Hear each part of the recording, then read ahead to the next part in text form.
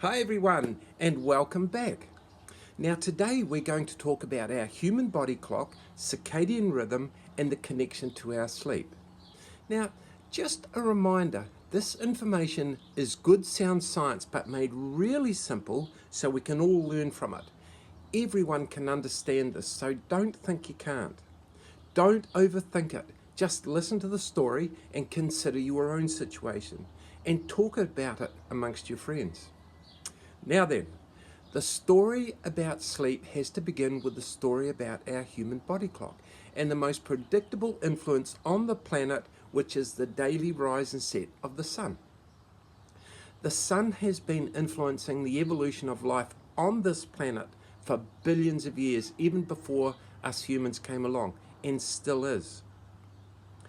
Understanding this body clock can explain why we can't get to sleep sometimes, why we can be wide awake in the middle of the night when we are desperate for good sleep, feeling shattered when we first wake up in the morning, and even why we are having really unsettled sleep and silly dreams.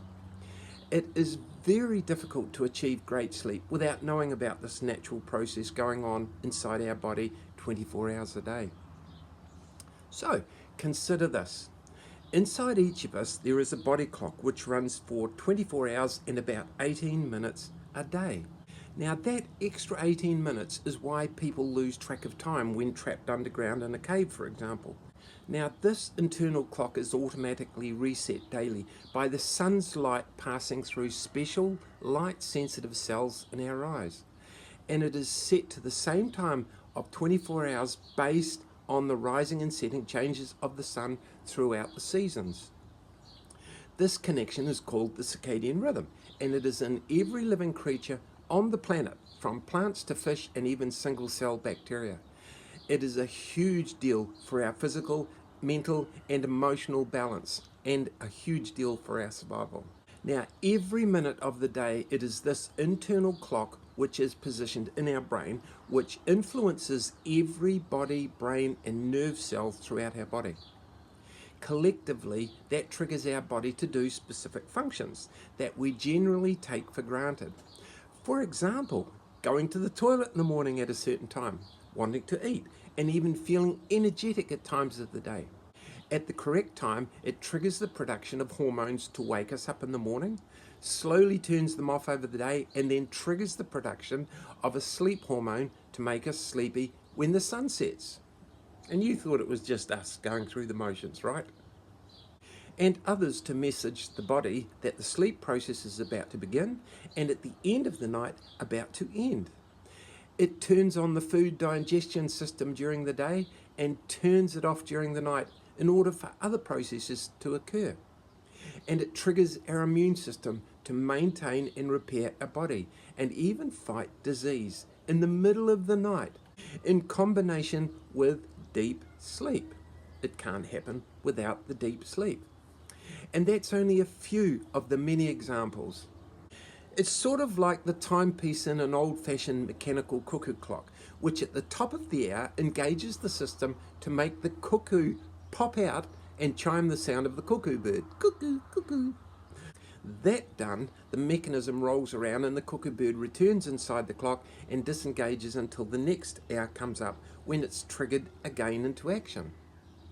So sleep is not just about closing our eyes and turning off. It is a complete, highly complicated, integrated, ancient process that every night prepares our whole body to be able to live and function the next day as a human in the world that we live in. For example, the sleep process actually starts when we first wake up in the morning, triggered by our body clock, which makes our body slightly ramp up our stress response, which includes the hormone cortisol in particular. There it is again, cortisol, which is then at its natural highest in the 24 hours. Not stressed high, but natural high. It's exactly that presence of the cortisol stress hormone which wakes us up and over the day gradually reduces so we can sleep at night. Now, as a byproduct of being awake, our body also produces another hormone called adenosine that is triggered to start at 0 when we wake up in the morning and naturally builds up to a maximum by the time the sun sets. The presence of that hormone creates a sleep pressure, which makes us extremely drowsy at night time and helps us to get and keep us asleep. It is broken down during the sleep process at night, so by the next dawn, we start out with zero in our body again, plenty of cortisol, and we're wide awake. Now, that simple combination of hormones is crucial, and when it's out of sync, we're awake or asleep at the wrong times in 24 hours. Now, add to this a couple more things. Now, every evening, our body clock, in conjunction with the angle of the light from the setting sun, signals the body clock to trigger our body to make melatonin, the so-called sleep hormone, which many of us are pretty familiar with, which doesn't put us to sleep, but is designed to be the signal to our whole body that the nightly sleep process is about to begin for the following 7 to 8 hours. At the end of the sleep process and the first sign of dawn light, our body clock signals the end of the melatonin production, which signals to our body the sleep process is ending for the night. The melatonin sleep hormone also triggers our body to produce hormones which cool us by 2 degrees in preparation for sleep. Now, 2 degrees doesn't sound like much, but without that cooling, we simply can't slip into sleep and stay asleep.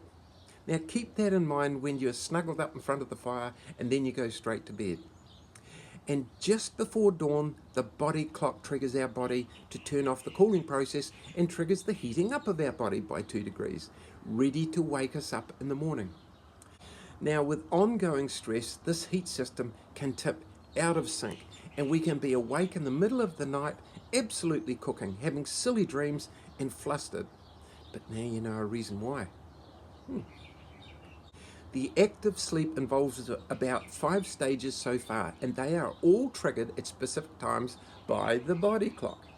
Now, any interference with this ancient process at any time and for any reason completely disrupts the critical timing of any particular stage. Because once the stage has been missed and time has passed, it can't catch up for the night, and the body clock can't be turned back. It's like the train leaving the station without you. That means if you miss the sleep stages at any particular time because you're wide awake watching TV, partying or Xbox, etc., then it's gone for the night. We can't change the body clock, and we can't change the time the sun sets. Obvious. And what does that leave? Absolutely nothing. It can't be changed. Of course, short term, you can get a good night's sleep the next evening by doing things different. But if you are regularly missing the sleep train because of your lifestyle, then long term, it is having a huge, silent, deadly impact inside your body. Now remember, sleep is a foundation stone for good health, and any interference with the sleep process is always considered as a direct threat to our survival by a good old-fashioned reptilian brain, and that immediately activates our stress response to a high level, even when we are meant to be asleep. Now, who can sleep with all that going on? Our body clock's natural settings are virtually the same for everyone, but the time they begin each night depends on whether you are a night owl or an early bird. Now, why different times for different individuals?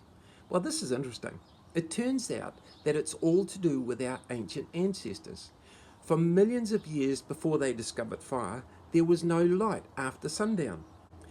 Unlike the predators who have the big round eyes, we can't see in the dark, so the ancient people would find a safe place to sleep and curl up for the night.